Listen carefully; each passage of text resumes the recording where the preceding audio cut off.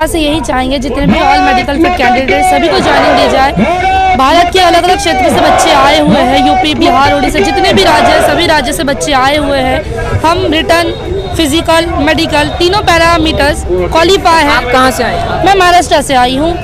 तीनों पैरामीटर हम लोग क्वालिफाई है, फिर भी सरकार हमको नहीं ले रही है। वैकेंसी है 60,200 की और हम सिर्फ उन्होंने 54,000 को लिया है। हम 1,09,000 बच्चे फिट है, फिर भी वो हमें नहीं ले रहे हैं। हम चाहते हैं मार्च महीने में हम फिर से न्यू भर्ती का नोटिफिकेशन भी दे दिया है। जब हम ऑलरेडी फिट है तो फिर हमको क्यों नहीं लिया जा रहा? हम सरकार से यही विनती करते हैं कि हमको पहले ले, उसके बाद फिर आपकी भर्ती प्रोसेस करें। उनके कह रहे हैं, लेकिन हम लोग जो ऑल मेडिकल फिट कैंडिडेट हैं SSC GD 2018 CT GD के बच्चे जो भी हैं 54,000 लगभग समथिंग, उन लोगों को ऑल मेडिकल फिट ज्वाइनिंग चाहिए, ठीक है। जिसके कारण सरकार जब हमें नौकरी नहीं दे सकती है तो हमको इच्छा मृत्यु प्राप्त करने की अनुमति दे, ताकि हम लोग अपने इच्छा से मर तो सके। घर वाले हम लोगों से बहुत उम्मीदें लगाए थे कि हम लोग बहुत कुछ करेंगे। माँ बाप अपनी परिस्थितियों के खिलाफ जाते हुए हर परिस्थिति को झेल के हमको पढ़ाया लिखाया, इस कदर बना।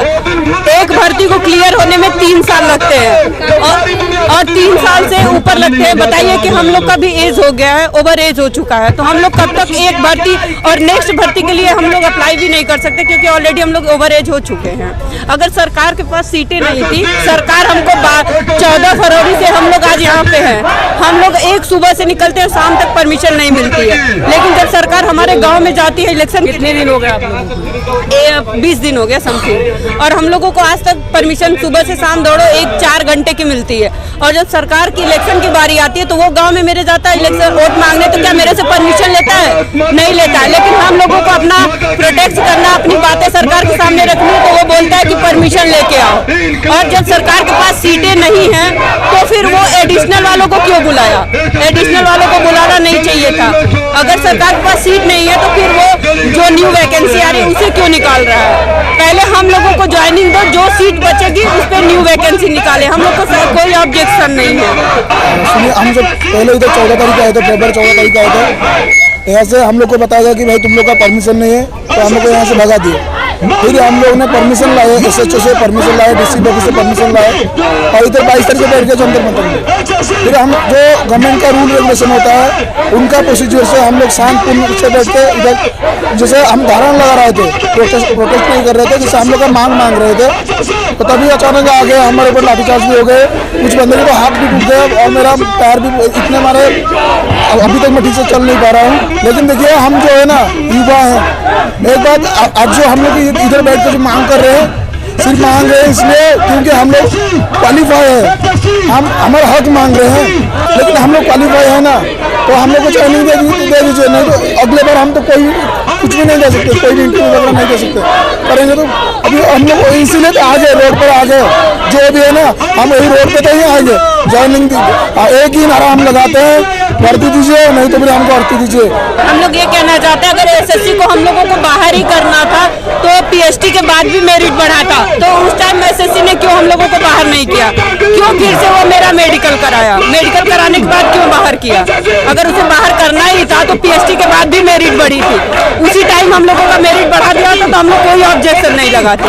उसने मेडिकल भी कराया, मेडिकल कराने के बाद फिर से 10 नंबर 13 हम लोग के यूपी नक्सल से 13 नंबर लड़कियों का मेरिट गया है। हमको भर्ती दे दो या तो फिर हमको इच्छा मृत्यु दे दो। सर इतना टाइम हो गया, इतना मतलब एक चीज सर, हद होती है एक चीज की। आप थोड़ा कंट्रोल करो, वो ठीक हो जाएगा, ठीक हो जाएगा। अब चला सर मर जाएंगे तब ठीक होगा क्या? कोई सुनता ही नहीं हमारी।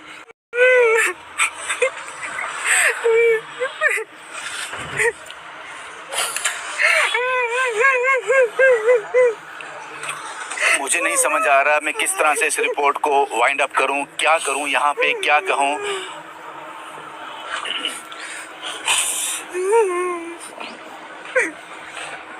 ये वो लोग काम होने के कारण इनको कहा गया था कि कुछ देर के बाद आपको एब्जॉर्ब कर लिया जाएगा, लेकिन वो कुछ देर कितना लंबा समय हो गया पता ही नहीं। कुछ देर पहले रविंदर रैना साहब यहाँ जरूर आए थे, कुछ दिन पहले, और इनको एक